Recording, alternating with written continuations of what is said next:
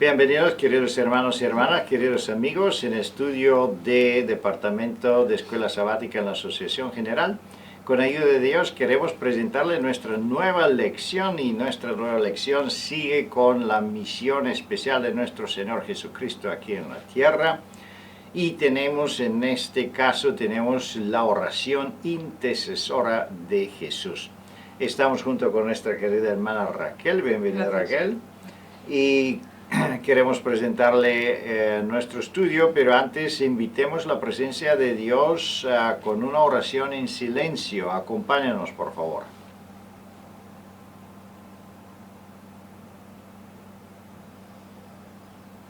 Amén.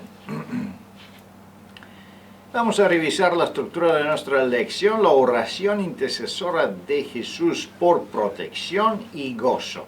Eso significa que esta lección sí trata con la oración de Jesús, especialmente San Juan capítulo 17, pero vamos a considerar solo una parte de esta oración. La otra parte sigue con la próxima lección. También podemos entender que en esa lección vamos a considerar algunas partes de esta oración que quería decir cómo el Señor oraba, para qué oraba, para quién y qué grupo de personas, porque vamos a ver que tenemos las oraciones que Jesús hizo para el mundo, tenemos las oraciones por sus discípulos, por su iglesia, por los necesitados, y entonces todo eso podemos excavar en esta lección en los versículos. Las preguntas están cargadas prácticamente con más de una, dos y a veces tres preguntas. El significado de esas preguntas es, la razón por qué tenemos tantas preguntas es porque queremos profundizar, si es posible, más en análisis de los versículos y los testimonios que están presentados aquí en la lección. El primer subtítulo, oración al Padre para ser glorificado,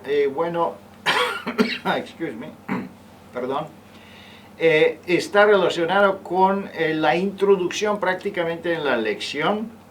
Es la forma como Jesús dirige su oración al Padre y qué significa eso para nosotros. Oración por los discípulos es la segunda pregunta, y ahí tenemos segundo subtítulo, y ahí tenemos varias preguntas que son muy importantes, especialmente la pregunta número 4 presenta una situación muy especial que necesita una aclaración más extensa y no debemos olvidarnos de darla.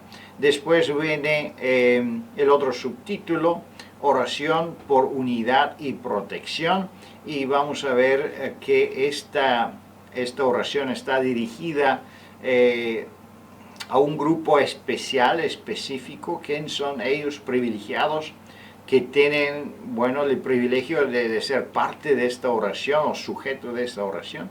Oración por gozo y protección son las últimas dos preguntas, y por qué y cómo Jesús se dirige al Padre con esa oración, y por qué podemos analizarlo aquí entonces en los versículos y en los testimonios. Vamos ahora a regresar en la primera pregunta y vamos a comentar cada pregunta por separado. La primera pregunta dice: cuando la hora de su pasión se acercaba, ¿qué oración ferviente dirigió Jesús a su Padre? ¿Qué podemos decir de eso, Raquel? Bien, como maestros de la escuela sabática, lo primero que tenemos que enfatizar es la definición del término fundamental que estamos tratando, y es precisamente oración. La oración es un acto de comunicación desde la perspectiva humana hacia la esfera divina.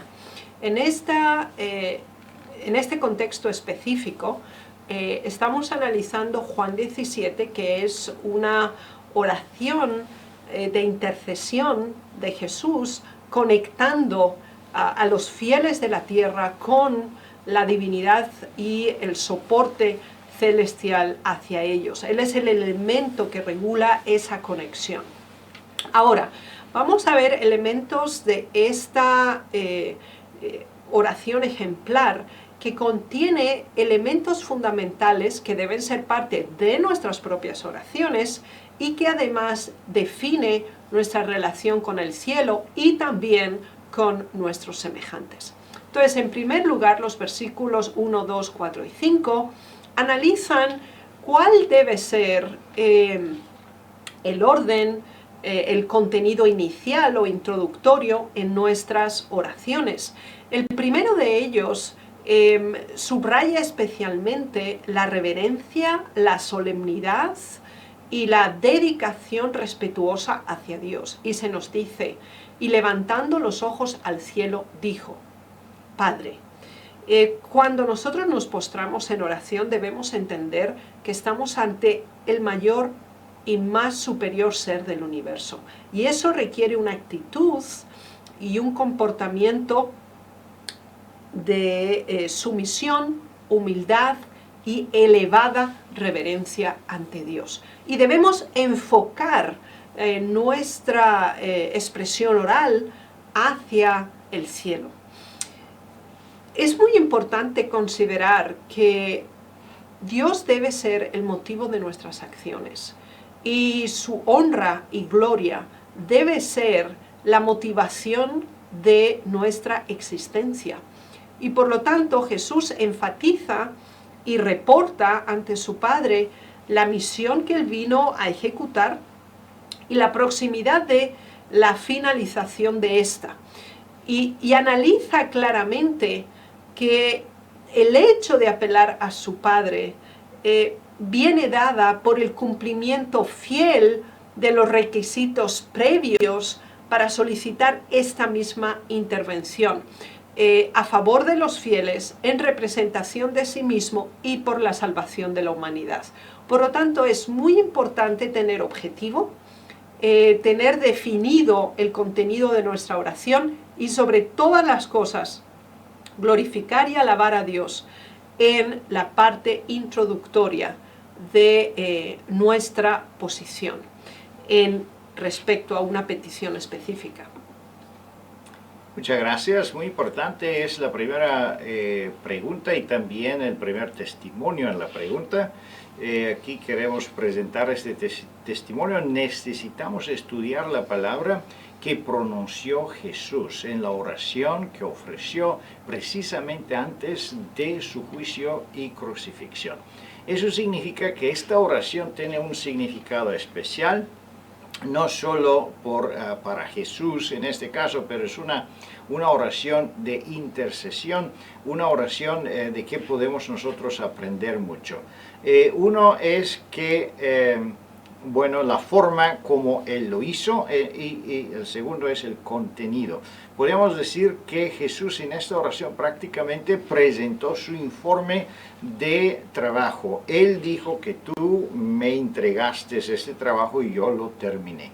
Él se dirige al Padre como que cada palabra que Él está pronunciando es un documento, es un testimonio que está escrito, que está prácticamente almacenado en las bibliotecas del cielo, donde Él entrega prácticamente su trabajo, donde Él informa de su trabajo. Es increíble si nosotros tenemos la misma conciencia de cada palabra que pronunciamos, que prácticamente es como un email, un correo electrónico que se está enviando en el cielo y queda grabado ahí en los libros. Vamos a seguir más adelante y a ver que prácticamente podemos aprender mucho de esta oración y esas dos lecciones sabáticas están dedicadas en esta oración. La pregunta número 2 dice, de acuerdo de las palabras de Jesús, ¿cuál es el camino para obtener la vida eterna? Hay mucho que se puede decir aquí, pero vamos a concentrarnos solo en el texto de Juan 17, 3 y 6. En estos dos versículos se nos presentan verdades fundamentales para nuestra identidad espiritual. Y veámoslo por partes. El Señor Jesús expresa claramente que el fin último de la existencia humana debería ser la obtención de la vida eterna. Ahora, esta es únicamente alcanzable a través del reconocimiento de la divinidad y de Cristo como nuestro único intercesor y salvador ante el Padre. Estas son verdades que debemos comprender, hacer nuestras y vivirlas en una forma experimental a través de una vida piadosa ante el cielo. Y el Señor Jesús define claramente aquí no solo su misión, sino cómo ésta también se transfiere a su vez a aquellos que Él le dio, que Él cuidó y que a su vez también serán fieles de la misma manera que Jesús lo hizo, de acuerdo al encargo que recibió del cielo. Por lo tanto, aquí encontramos una serie de eslabones que se interconectan y que nos permiten comprender el proceso para la vida eterna. E insisto, es un proceso dinámico. Y este proceso dinámico implica que mi relación personal con Dios, la práctica de esta comunicación constante, activa, dinámica con Dios, me permite nutrirme espiritualmente y a su vez ser representante de esa verdad hacia otros. Y de ese modo el plan de salvación se adiciona, se extiende, se imparte y conforma no solamente la transferencia de un conocimiento verbal o orar de la verdad, sino también la preservación de la verdad, la práctica, el cumplimiento de la misma. Y por eso el Señor insiste, tú me los diste, yo los tuve y ahora ellos guardan tu palabra. Por lo tanto, el cielo se entrega a la humanidad en la persona de Jesús. Jesús se entrega para ganar a los humanos y ahora esa comisión se transfiere a nosotros. Es decir, esa misma vivencia, esa misma experiencia de conexión e interiorización con Dios debe a su vez tener su contrapartida en la implementación, por ejemplo y por precepto, a otros. Muchas gracias, Raquel. Es interesante que prácticamente este asunto de la salvación está representado en muchos versículos bíblicos. Aquí está involucrada la justicia de Cristo, ahí está involucrada la fe de Jesús, guardar la ley de Dios. Bueno, pero podemos decir que en acuerdo de esos versículos, todos otros requisitos o condiciones por la salvación están unidos también con, en esas pocas palabras, conocer el Padre y conocer el Hijo, reconocerlo y recibirlo. Entonces, ¿qué significa? Significa que, considerando los testimonios aquí, que prácticamente no solo un conocimiento teórico es necesario, pero es necesario un conocimiento en que la palabra se hace carne, un conocimiento práctico de la Biblia, una revelación del Espíritu Santo relacionado con el conocimiento de Cristo y una reflexión del carácter de Cristo. Todo eso es una expresión milagrosa de la obra del Espíritu Santo dentro de nosotros. El conocimiento de Dios es prácticamente tener este amor, que Dios es amor en nosotros, y eso se va a reflejar, vamos a ver más adelante, en la oración de Cristo, porque Él presenta que, bueno, de qué forma podemos saber que nosotros somos parte de este grupo, parte de esa familia, parte de sus discípulos, parte de sus seguidores. Bueno, hay señales que demuestra esto, y eso obviamente son las experiencias que nosotros podemos vivir en nuestra vida, una experiencia con Jesús y con el poder del Espíritu Santo. Vamos a ver la pregunta número 3. ¿Cumplió Jesús su misión para que los discípulos pudiesen saber de dónde venía Él. Bueno, que podemos entender en esa pregunta, Raquel, es que una cosa es su palabra, y su voluntad y el ejemplo que Él dio.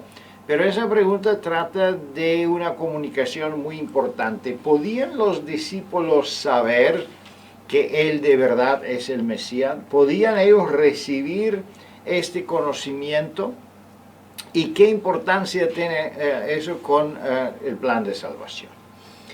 El Señor Jesús no solamente predicó, es decir, sabemos que Él dedicó mucho más tiempo a ayudar, a sanar, a asistir en una forma práctica y real las necesidades de los seres humanos que le rodeaban. Por lo tanto, la presentación teórica de la verdad era parte de su misión. Sin embargo, aunque Jesús impartió estas verdades en una forma clara, sistemática y altamente pedagógica, ellos vieron en la vida personal de Jesús la implementación directa de esa verdad. Es decir, no había un distanciamiento entre el ser que anunciaba la verdad, el ser que vivía la verdad y que personificaba en sí mismo la esencia del bien. Y por lo tanto, este es un ejemplo imperioso y demostrativo del poder salvador de Dios en la humanidad. Y por eso el Señor Jesús ante su Padre insiste en que ellos me han reconocido como enviado por el cielo, han aceptado la verdad que he enseñado y creen que tú me enviaste. Entonces nos damos cuenta que la aceptación de la verdad en la persona de Jesús permite conectarse con la divinidad a una esfera superior. En este caso, Jesús estaba todavía en la tierra. Ahora, en este momento sabemos que Jesús intercede en nuestro favor en una forma literal y concreta, y nosotros podemos tener esa elevación al cielo a través del conocimiento del plan de redención ejemplificado ahora en la obra intercesora en el santuario celestial. Por lo tanto, a reconocer el principio, el origen del plan de la salvación nos lleva a ser conscientes de nuestra propia naturaleza pecadora y de la necesidad de una salvación. El modo de poder conseguir una restauración, una regeneración de nuestra naturaleza pecaminosa es a través de Cristo y su obra redentora en nuestro favor. Ahora, la implementación de esa verdad en forma sistemática y constante en nuestra vida también nos comunica con el cielo a través de la obra intercesora de Jesús en nuestro favor desde el santuario celestial.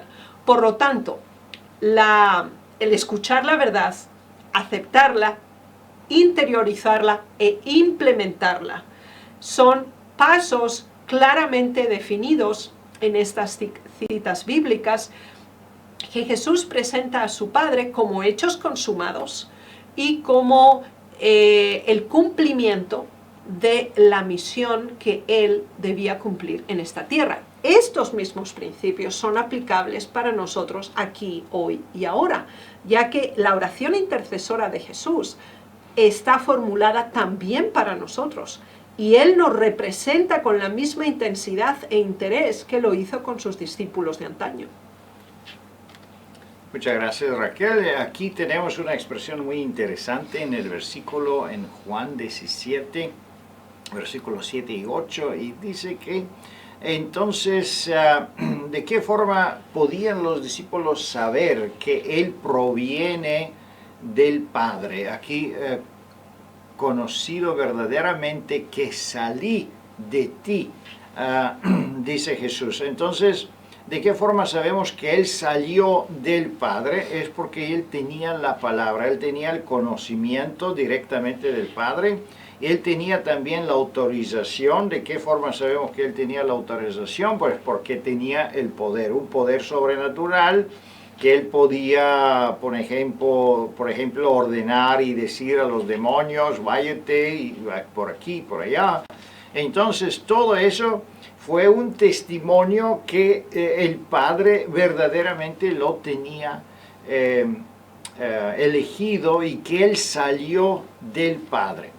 ¿De qué forma podemos saber nosotros si nosotros salimos del Hijo? Que nosotros somos seguidores de Jesús, que somos participantes de la naturaleza divina. Pues debe ser la misma forma. Nosotros debemos también dar lo mismo que nosotros recibimos, la inspiración, la palabra de Dios, la doctrina de Dios, debemos comunicarla con otros, debemos hacer discípulos, debemos ser una continuación de esa cadena de revelación de la palabra de Dios, de la voluntad de Dios.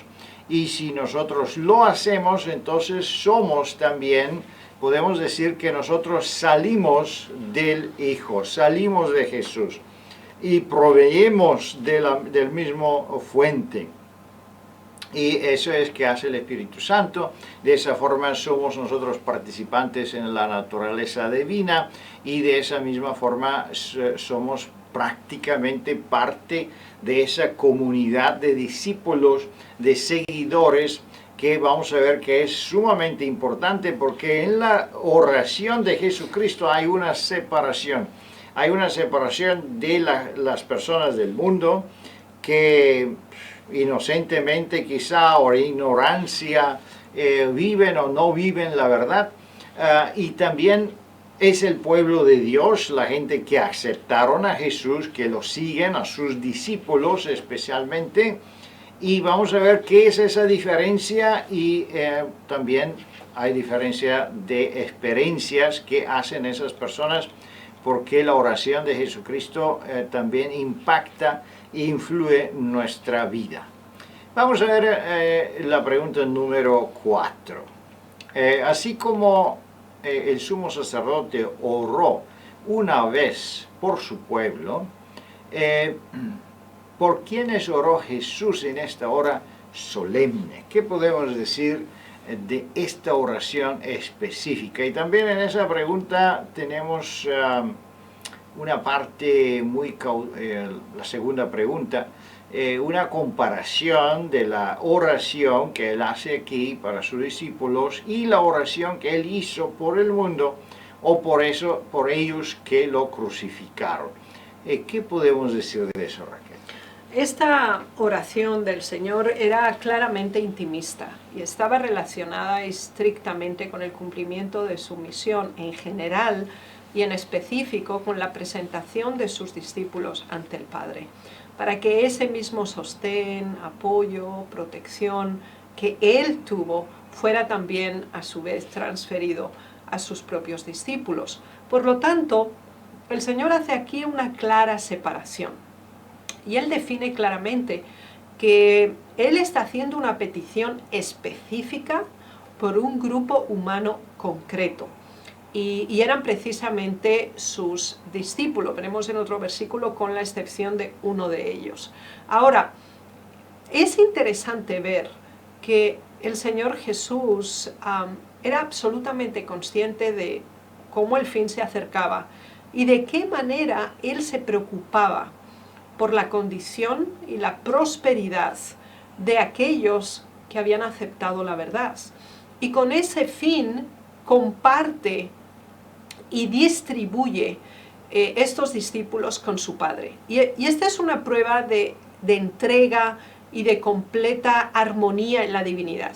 Y todo lo mío es tuyo y lo tuyo mío, y he sido glorificado en ellos. Es decir, la vida nuestra puede ser una alabanza al cielo o una vergüenza del cielo. ¿En qué sentido? Es decir, cuando nosotros aceptamos la verdad, se supone que no es una declaración netamente formal, sino que conforma una existencia y una implementación de esa misma verdad en los elementos más singulos, particulares y prácticos de nuestra vida diaria y regular. Ahora, en el momento en que nosotros nos desviamos de esta pertenencia y de esta identidad que Dios mismo establece al sentirse tan cercano a nosotros como seres por los cuales Él entregó su vida, nos estamos negando a glorificar a Dios en nosotros, porque no estamos implementando la verdad que hemos conocido y por la cual el Señor Jesús ofreció su vida en nuestro favor. Por lo tanto, nuestra fidelidad, entrega y consistencia en la práctica de la verdad nos une con la divinidad. Y este es el más elevado de todos los privilegios que un ser humano pueda tener. Es decir, la restauración de la imagen y semejanza a Dios en nuestra naturaleza pecaminosa para llegar a ser participantes de la naturaleza divina nos hace uno en el conjunto de salvación que es la misión del Padre, del Hijo y la obra del Espíritu Santo en nuestras vidas. Muchas gracias, Raquel. Prácticamente hay una diferencia de la oración que él hizo por sus enemigos o la gente que lo estaban crucificando. En su oración él mencionó: Padre, perdónalos porque ellos no saben qué están haciendo. Y de verdad eso es que sucede. También el sacrificio de nuestro Señor Jesucristo cubre los pecados de todo el mundo. Es por eso que dice, Él murió por los pecados de todos. De esa manera, bueno, cada uno tiene el privilegio de ser salvo, cada uno está bajo la gracia, y por eso tenemos esta vida como una segunda oportunidad. Sin embargo, sabemos que no todos reciben esta gracia, no todos aceptan este sacrificio con fe. No todos responden en la invitación de Cristo. Por eso, solo ellos que responden, que se unen con Jesús en oración y piden perdón de sus pecados, ellos prácticamente reciben esa gracia y son sujetos de esas gracias. Mucho más está relacionado esta oración en Juan 17, con sus discípulos, y sus discípulos son algo muy especial, es algo que Dios lo entregó. Bueno, él dijo, ruego por ellos, no ruego por el mundo, sino porque ellos que me diste. Es que hay un grupo que el Padre entregó en las manos de Jesús. Si nos recordamos la experiencia de Pedro, que estudiamos nosotros algunas lecciones anteriores, podemos recordarnos que Pedro no fue una persona perfecta, que él se negó por el nombre de Jesús, pero que entendemos es que en esta, que él venció porque Jesús dijo que yo voy a orar por ti. Así que tenemos la certeza que también si tenemos debilidades, así como Pedro, también si tenemos dificultades como Pedro, y fallamos en muchos de los casos, si Jesús ora por nosotros, Él puede llevarnos a una victoria, y Pedro se convirtió prácticamente en uno de los discípulos más poderosos. Sin embargo, Judá Iscariot, él no fue, dice que desde el principio él no fue de los míos. Él no fue parte de este paquete que el Padre lo entregó. ¿Y cómo podemos saber quién es y quién no es? Es un misterio, obviamente, pero significa que también las personas que son miembros de la Iglesia de Dios todavía no es una garantía que ellos son parte de ellos que son entregados en las manos de Jesús. También los discípulos, los 70 que seguían también Jesús, que participaban en la obra misionera, que podían hacer milagros y recibían parte del Espíritu Santo, ellos también se apartaron de Jesús y no fueron parte de esta compañía, este grupo de personas que el Padre entregó en las manos de Jesús. Es un privilegio ser parte de estas personas elegidas. Obviamente Jesús tenía todas las posibilidades de ser parte de ellos, pero él tenía un propósito, una motivación de ganancia propia, y eso lamentablemente es que lo hizo que, bueno, él no pudo tener parte en este grupo. Por eso es muy importante, son muy importantes los motivos con que nosotros nos acercamos en la iglesia, somos parte de la iglesia, somos obreros, pastores de la iglesia. Si esos motivos son motivos nobles, entonces obviamente tenemos todas las posibilidades de ser parte de este grupo tan importante, el grupo que el Padre entregó a las manos de Jesús. Este cuadro está repetido prácticamente en Apocalipsis. Sabemos que en capítulo 2, capítulo 3, Jesús está representado aquí como un personaje divino que tiene en sus manos estrellas, y las estrellas sabemos que son los líderes de la iglesia. Así que otra vez tenemos esta repetición de símbolos que significa que es importante y verdaderos. Pero vamos a seguir más adelante con la pregunta número 5. Habiendo manifestado que la vida eterna proviene de conocer al Padre y el Hijo, ¿qué quiso decir Jesús cuando le pidió al Padre que guarde los discípulos en su nombre? ¿Qué entendemos bajo esta pregunta, Raquel? El vínculo afectivo que el Señor Jesús sentía hacia aquellos que habían aceptado la verdad era intenso y realmente significativo en su vida.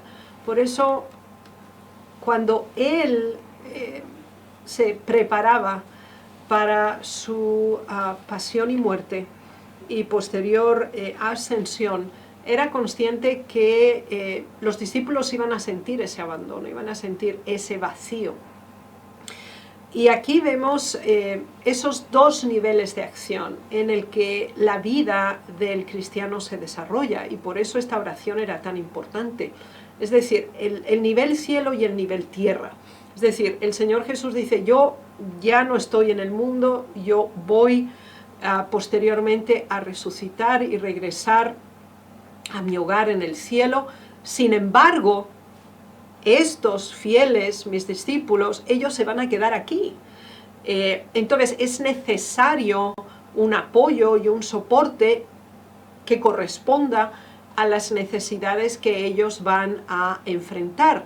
Y ahora el Señor Jesús hace mención específica de la forma en que el Padre lo protegió, lo guardó y lo sostuvo en todo momento. Y Él solicita esa misma protección, ayuda y sostén, ahora sí, para aquellos que son suyos y pertenecen al Padre, pero a su vez están en la tierra. Por lo tanto, aquí nos ayuda a entender cómo Dios nos ve a nosotros. Es decir, somos seres humanos que estamos confinados a esta territorialidad donde estamos. Sin embargo, Él nos ve como ciudadanos del cielo, pero viviendo en este mundo. Y por lo tanto, Dios interviene en nuestro favor con el soporte y el apoyo del cielo para que perseveremos, para que practiquemos, para que anunciemos la verdad. Y esta oración nos permite comprender cómo Jesús ve la conexión entre el cielo y la tierra.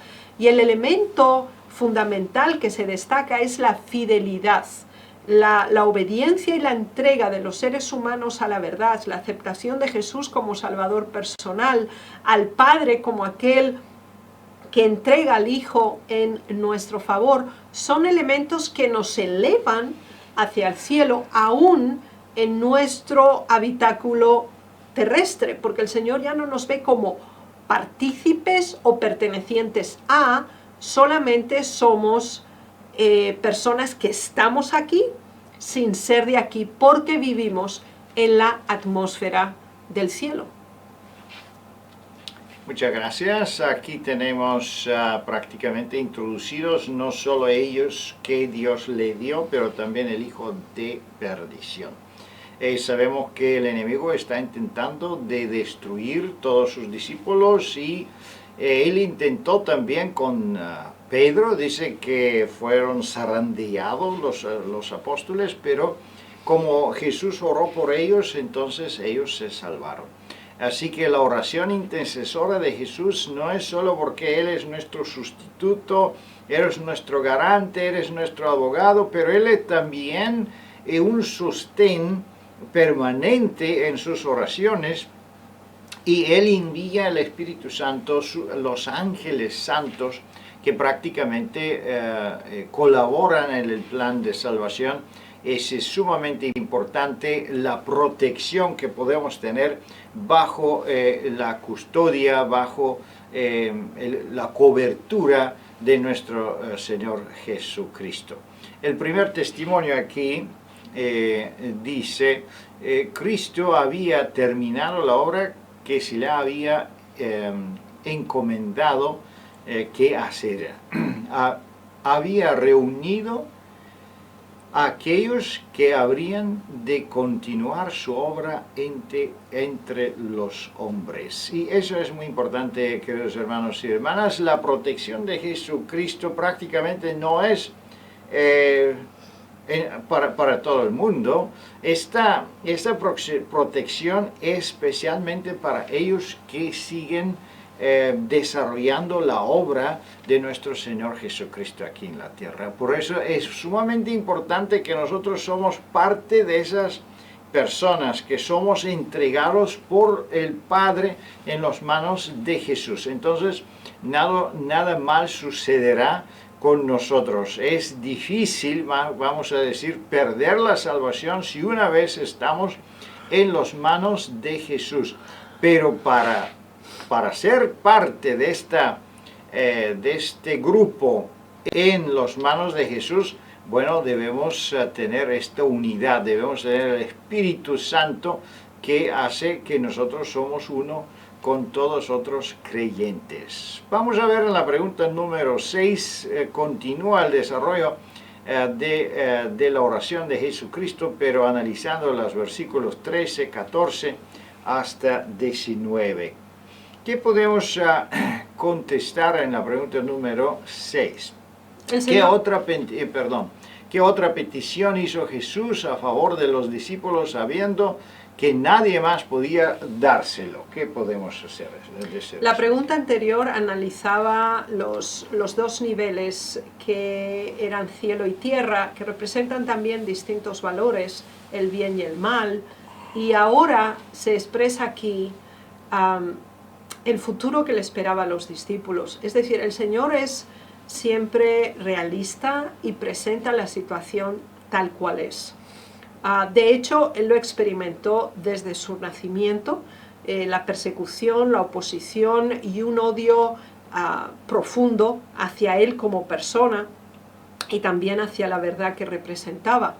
Ahora, Él hace consciente a los discípulos que esa misma tendencia seguirá reproduciéndose y se convertirá en un elemento de persecución hacia ellos. Es decir, la lucha entre el bien y el mal, entre el amor y el odio, como contrarios y representantes de distintos poderes del bien y del mal, son una realidad constante y una controversia real en nuestro planeta. Por lo tanto, el Señor Jesús expresa claramente que aquellos que han elegido la verdad y han decidido aceptar los valores del cielo, automáticamente son rechazados por este mundo, que está en abierta contradicción a los valores del cielo y los valores del bien. Sin embargo, es algo muy interesante que el Señor también presenta para balancear, vivir en un ambiente que es contrario, que ridiculiza y que rechaza los principios del cielo. Y es tener la certeza, absoluta seguridad, de la aceptación en el cielo. Es decir, los fieles de Dios viven en este mundo, pero no de acuerdo a este mundo. Y este es un elemento que marca la diferencia. y produce, tal como estudiamos en lecciones pasadas, oposición, persecución, odio y hasta ejecución y muerte. Ahora, en la oración intercesora de Jesús, nos damos cuenta que Él contrapone el odio que el mundo va a presentar ante la verdad y a los que siguen la verdad, con el amor, el cuidado, la protección y la ternura que el cielo va a brindar. Y eso tiene que ver con la actitud y la comprensión que cada fiel tiene acerca de la verdad. Es decir, nosotros no podemos cambiar las circunstancias de nuestra vida. Que este mundo está dominado por el mal y que es contrario al bien es una realidad inalienable y lamentablemente pues la mayoría continúa en esa dirección. Ahora, si tenemos el privilegio de conocer la verdad, de transferirla a lo demás, de vivirla y amarla en lo más profundo, sufriremos. Es decir, esa angustia, esa persecución y ese rechazo que para todo ser humano es altamente penoso y produce un gran sufrimiento. Ahora, la compensación que el Señor Jesús da es la certeza del amor de Dios hacia nosotros. Y esto es lo que de hecho sostuvo a Jesús durante toda su vida, que fue vituperado, rechazado, menospreciado hasta el nivel más bajo de vejación que un ser humano pueda tener. Por lo tanto, la realidad presente no nos impide gozar del amor celestial que también es presente. Así que, sin poder cambiar las circunstancias, sí podemos transformarlas en una experiencia satisfactoria, plena, serena y gozosa en Dios. Muchas gracias, Raquel, muy interesante. Es interesante aquí, dice el Señor, tengan mi gozo. Es una indicación muy especial. Tenemos la fe de Jesús, tenemos la justicia de Jesús, tenemos la representación de Jesús, pero en ese caso también podemos tener el gozo de Jesús. No nuestro gozo, pero es el gozo de Jesús. Es un gozo divino, es un gozo especial, es un gozo incomparable con cualquier otras cosas. Por eso no importa el rechazo del mundo que sigue aquí en los versículos, que el mundo no le aceptaría porque no me aceptaron a mí, pero si tenemos el gozo de Jesús, entonces sentimos una realización enorme, un gozo, una alegría. El primer testimonio dice algo muy interesante, aquí me gustaría que lo puedan ver. ¿Por qué no somos conscientes de que nuestros pecados han sido perdonados? Y viene la respuesta: porque somos incrédulos.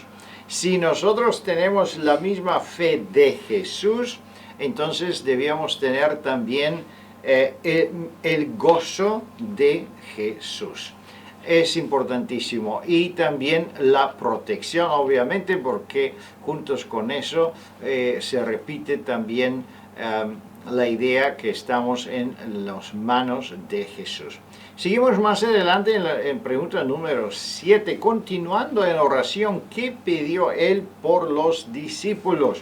Bueno, ya pidió muchas cosas, pero aquí seguimos con los versículos 15 y 16, un poco más detallado, que particularmente pidió él por sus discípulos. Jesús vino a este mundo a cumplir una misión, y eso fue un elemento constante de motivación, aún en las situaciones más difíciles y extremas como esta que estaba por enfrentar.